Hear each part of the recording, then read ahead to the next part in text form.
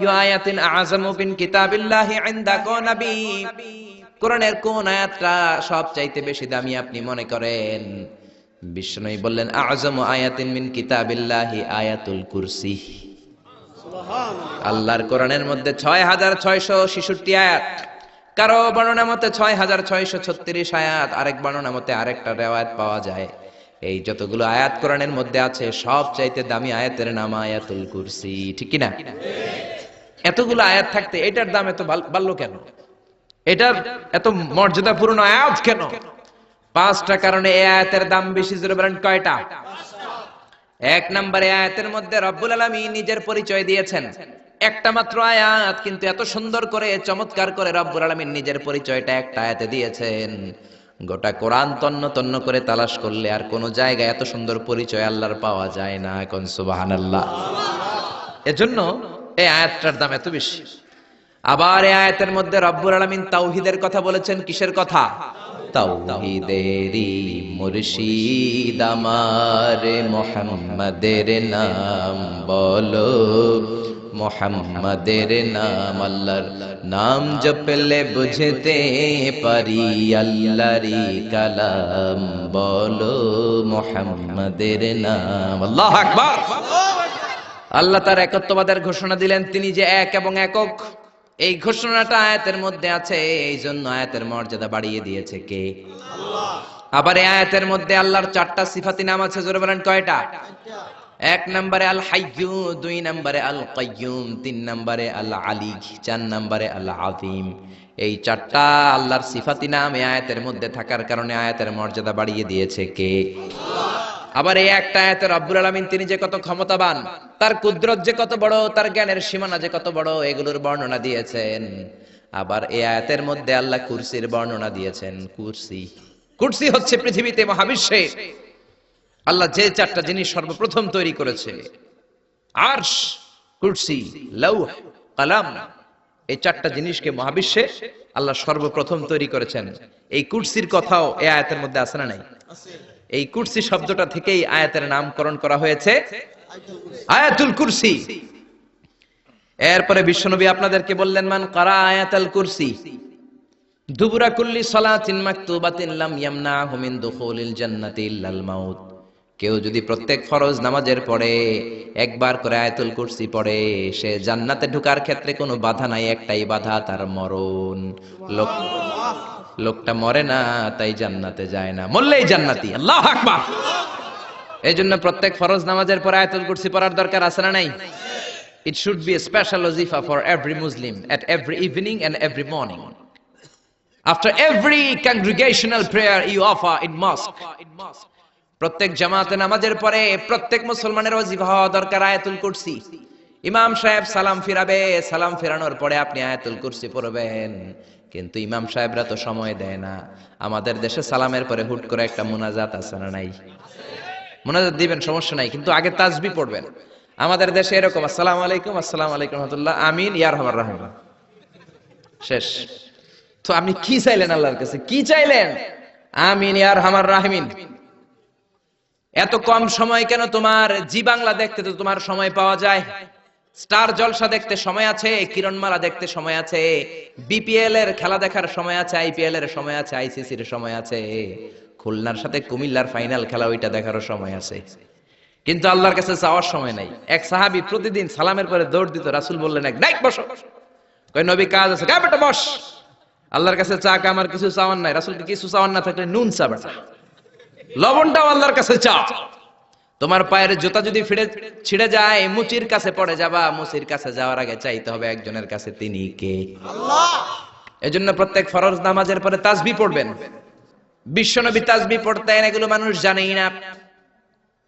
বিশ্বনবী সালাম ফিরানোর পরে প্রত্যেক নামাজের পর সাহাবাদের দিকে মুখ ফিরিয়ে বসতেন। কিন্তু আমাদের দেশে শুধু ফজরের নামাজের পর আর আসরের নামাজের পর ইমাম সাহেবরা বসে, ঠিক কিনা? বাকি 3 নামাজে জোহর, মাগরিব, এশার পরে কি বসে? কি করে? সালাম আলাইকুম, সালাম আলাইকুম, আমিন, ইয়া আরহামার রাহিম, ঠিক কিনা? তো এত কম সময় কেন আপনার মিয়া? বিশ্বনবী ঘুরে বসে থাকতে পারেন, তাসবিহ পড়তে পারেন, আপনি কোন সলিমুদ্দি, কোন কলিমুদ্দি হয়ে গিয়েছেন। প্রত্যেক নামাজের পরে মুসল্লিদের দিকে ফিরে বসেন, বিশ্বনবী সালাম ফিরানোর পরে আসসালামু আলাইকুম ওয়া রাহমাতুল্লাহ, আসসালামু আলাইকুম ওয়া রাহমাতুল্লাহ সালাম ফিরানোর পরে আওয়াজ করে বিশ্বনবী বলতেন আল্লাহু আকবার। কি বলতেন? নামাজ শুরু করছেন আল্লাহু আকবার, সালাম ফিরায় শেষ তখনও আল্লাহু আকবার। তারপরে তিনবার পড়তেন আস্তাগফিরুল্লাহ আস্তাগফিরুল্লাহ আস্তাগফিরুল্লাহ, তারপরে পড়তেন আস্তাগফিরুল্লাহ আল্লাযী লা ইলাহা ইল্লা হুয়াল হাইয়ুল কাইয়্যুম ওয়া আতুবু ইলাইহি। তারপরে 33 বার সুবহানাল্লাহ, 33 বার আলহামদুলিল্লাহ, 34 বার আল্লাহু আকবার। আসরা নাই? আরেকবারও নাই, প্রত্যেকটাই 33 বার শেষ করবে লা ইলাহা ইল্লাল্লাহু ওয়াহদাহু লা শারীকা লাহু লাহুল মুলকু ওয়া লাহুল হামদু ইউহয়ী ওয়া ইউমীতু ওয়া হুয়া আলা কুল্লি শাইইন কাদির। এটা পড়ার পরে বিশ্বনবী আয়াতুল কুরসি পড়তেন। এরপরে পড়তেন আল্লাহুম্মা আনতাস সালাম ওয়া মিনকাস সালাম তাবারাকতা রাব্বানা ইয়া যাল জালালি ওয়াল ইকরাম। এরপরে পড়তেন রাদিতু বিল্লাহি রাব্বা ওয়া বিল ইসলামি দীনা ওয়া বিমুহাম্মাদিন নাবিয়্যা। তারপরে বলতেন আল্লাহুম্মা লা মানি'a লিমা আ'তাইতা ওয়া লা মু'তিয়া লিমা মান'আতা ওয়া লা ইয়ানফা'ু যাল জাদ্দি মিনকাল জাদ। এরপরে পড়তেন আল্লাহুম্মা ইয়া মুকাল্লিবাল কুলুবি সাব্বিত কুলুবানা আলা দীনিক, আল্লাহুম্মা ইয়া মুসাররিফাল কুলুবি সাররিফ কুলুবানা আলা তাআতিক। এরকম কত দোয়া যে বিশ্বনবী পড়তেন। তারপরে যদি আপনার মুনাজাত করতে মনে চায় মুনাজাত করেন, অথবা আপনি যে দোয়াটা করেছেন সেটাই যদি যথেষ্ট মনে করেন ওই দোয়াটাই করেন, সমস্যা নাই। কিন্তু সালাম আলাইকুম আমিন ইয়া আরহামার রাহিমিন এটা করবেন আর তাসবিহ পড়বেন। রাজি আছেন তো? এই দোয়াগুলো করলে আল্লাহ কবুল করে। আবার বিশ্বনবী বললেন আযান ইকামতের মাঝখানের সময়টা, ওই সময় দোয়া করলে আপনার দোয়া কবুল করে নেয় কে? আল্লাহ।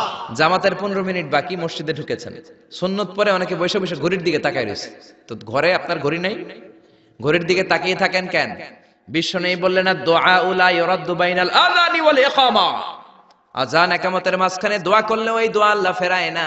সুন্নত পরে আপনি বসে থাকার দরকার নাই।